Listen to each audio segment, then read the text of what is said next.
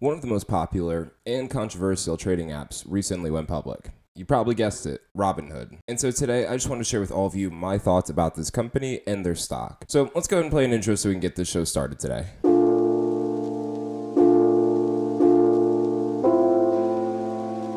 Hey everyone, thanks for joining me today. My name is Matt, and I just need to say, not advice, don't take it as advice, all of that good stuff. Remember, always do your own research. Also, remember, if you enjoyed this video, I just ask that you consider liking it or subscribing to my channel if you haven't done so already. Now, I'm sure many of you have already heard that Robinhood went public recently, and also I'm sure that many of you actually probably use Robinhood as your trading platform. In case somehow you're not familiar with Robinhood, they launched back in 2013, and they revolutionized trading as we know it because they eliminated commission trading. Before Robinhood, trading could cost anywhere from around $3 to $20 or more per trade.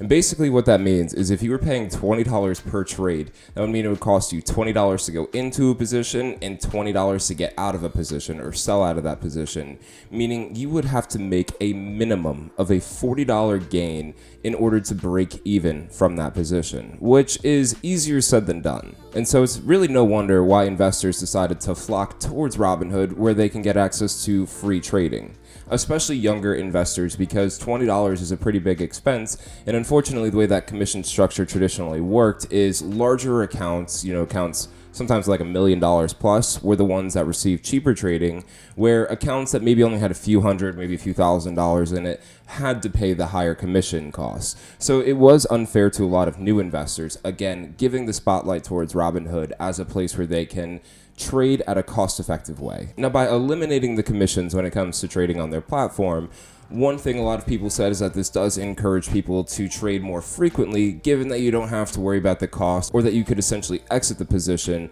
without needing to receive so much in gains. So by eliminating these fees, though, people do tend to trade more frequently, which is actually one of the ways how Robinhood makes money, and that's what I wanted to talk about next. So Robinhood has essentially three primary ways that they make money. The first one being Robinhood Gold, and that's that $5 a month subscription fee that you could pay to get access to margin or have instant money to start trading so you don't have to wait for settlements, which to a lot of investors I'm sure is worth it, so you can get into positions faster than having to wait for the settlement of cash. They also make money on interest through their margin loan, so if you ever borrow money from Robinhood, there is going to be an interest rate tied to that. Similarly, it's like a mortgage or a credit card or any other kind of loan you take out, and that has been a profitable portion of their business as well. But what makes up over 70% of their revenue does come from order flow. And that's something I actually wanted to cover a little bit later in this video. Now, this low-cost way of investing has actually helped Robinhood grow their customer base pretty significantly, especially over the past year. From Q2 of 2020 to Q2 of 2021 for Robinhood,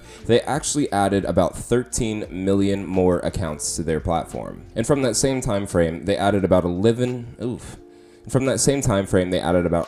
million more monthly active users, giving them, I believe, around 19 million monthly active users, which is a lot of people relying on this platform for their trading.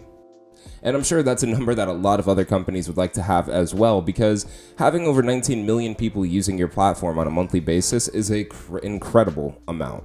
Now, let's go ahead and talk about what I do like about Robinhood before I tell you what I don't like about them. Now, the first thing I like about them is kind of what I've been talking about this entire video, is that they really did change trading by eliminating commission trading. Ultimately, they forced almost every other investment brokerage to change their platform to also have free trading in order to keep up with the customer base or keep up with demand or keep people on their platform, because a lot of people were moving their money to Robinhood where they didn't have to pay for those commissions with their trading. Now, I first found out about Robinhood in 2016 when I was a senior in college, and that is admittedly one of the main reasons why I signed up for their account, was because of this commission-free trading. But another thing I don't think Robinhood gets a lot of credit for is that they are very innovative or adaptive. So yes, again, they started the commission-free trading, but on top of that, they were also one of the first companies to offer fractional shares. Now, I don't know if they did that first or if Charles Schwab did that first. I feel like they both came out with it around the same time. But that was another thing to get investors excited, because again, if you're a new investor, you might not have a $3,000 cash to buy shares of Amazon or Google, where instead, if you only have $100, $200, you can actually get exposure to that position by just investing, I think, minimum of $1 into these stocks. Now, at first, I wasn't really a fan of the whole fractional share thing, because I just didn't really see the purpose of spending $500 to get a fractional share of a company when you could spend $500 and get an ETF and get exposure into multiple different companies. That said, the idea of fractional shares has started to grow on me a little bit, and I do enjoy the ability, if I wanted to, purchase, again, a company like Amazon or Google without needing thousands of dollars cash to be able to put into it. Now, I know this is really nothing new anymore, but they also were one of the first ones, I believe, to make cryptocurrency something easy to get access to. I know I still personally use E-Trade, and I don't believe they have a cryptocurrency feature on their platform, or at least I haven't looked into it yet. I know a lot of other platforms now are adding it, like SoFi and Webull, but it was nice, and again, it's something that Robinhood actually made very easy to be able to get started with, is investing in cryptocurrencies. And most recently, they announced that they are going to be giving investors access to IPOs, which is something I'm actually very excited about. Again, a lot of times as an investor, you don't get actual access to an IPO. When you're buying a stock from your broker, traditionally you are buying it on what's called the secondary market. So that's why when you hear a stock going public at $40, but you go to buy it and it's at like $90, that's because it's already trading on the secondary market.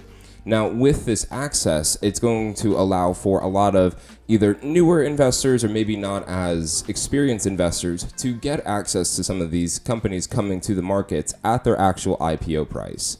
Now, it's limited, and I'm sure it's in the very early stages, but again, I think this is going to be a great benefit for investors and something that I'm actually very excited to see how this all plays out. I know SoFi is also offering a very similar feature as well, so I think this is something that we'll start to see more and more of with other investment brokerages. And lastly, I would have to say that in theory, Robinhood probably has to have a fairly low customer acquisition cost because the word of mouth for this company is very significant. Almost everybody on YouTube has talked about Robinhood before, so that's one way that they're able to get their name out there for free. And also, too, you see a lot of people either on YouTube or Reddit showing their trading app or their app itself with the positions that they own. They also offer the other things like, the free stocks with referral bonuses and everything, which again is a great way to drive traffic to the platform. I know that they came out with a commercial, I believe that was during the Super Bowl, which was probably very expensive and unnecessary, but it was just another way for them to reach a different kind of audience.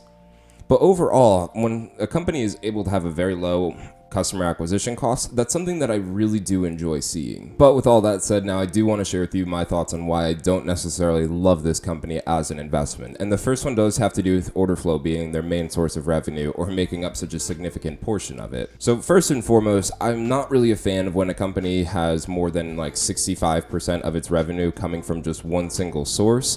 And not only that, this source of revenue is not consistent like a subscription base is. Essentially with the order flow, they rely on people making trades in order for them to make money or get paid out through these companies that are market makers. So if the market's going down or if it kind of loses the same hype or steam that it received in 2020, then obviously it's going to impact Robinhood's overall revenue because when people aren't trading as often, they don't get paid as frequently.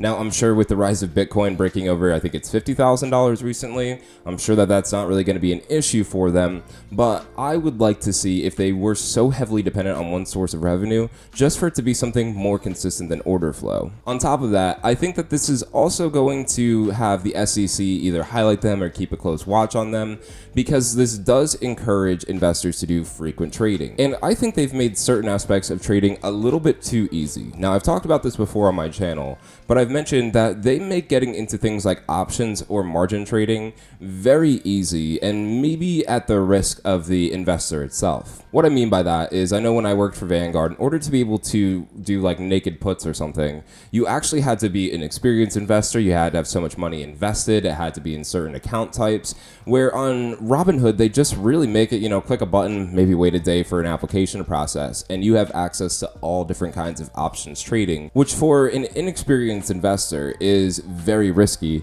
because that is how you can lose a lot of money, and certain types of options have unlimited loss potential. And so again, if you don't fully know what you're doing, you can lose everything you have pretty easily as well and create a pretty big taxable event. On top of that, I think they also made access to margin a little bit too easy. Now again, remember margin, you're basically borrowing from the company to be able to purchase larger amounts of a stock, which could be a good thing, especially if you are able to position it correctly using the correct either order types or option strategy.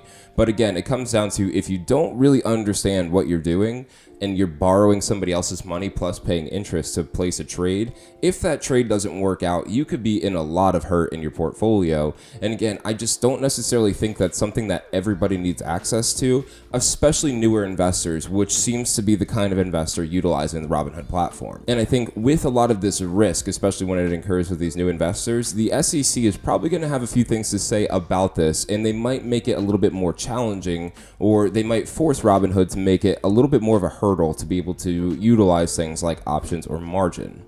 Again, that's something that benefits the investor, I believe, in the long run, but as a company, that can absolutely hurt their order flow, which again is their main source of revenue. On top of that, their bad publicity is something that actually does, I don't want to say scares me, but I'm just not a fan of it. And I'm aware too, when you have a low customer acquisition cost, usually through word of mouth, that means it's probably pretty easy to create a bad reputation. And that's what we saw at the beginning of this year with the whole GameStop AMC thing going on, when they essentially halted trading on those positions. Made a lot of people very upset about this company, and for that 2-week time period or whatever it was, they were in the news, and not in a good way. Vlad was being interviewed by people like Dave Portnoy, and he was just getting torn apart on places like Reddit, and ultimately that's not really something I like being correlated to my investment company. That's why I generally like companies like Vanguard or E-Trade with investing, because they're not really ever going to be in the spotlight like that, which maybe it's just a personal thing, but I just feel more comfortable having my money in a company that's not receiving so much bad publicity. Now, I can't say that ruined their reputation, but it definitely tainted it. And lastly, I have to imagine that Robinhood is going to be the meme stock of all meme stocks, and probably not in a good way again. I don't think this is going to be, like an AMC or GameStop story where the stock goes from like $10 to $100 in, a few hours.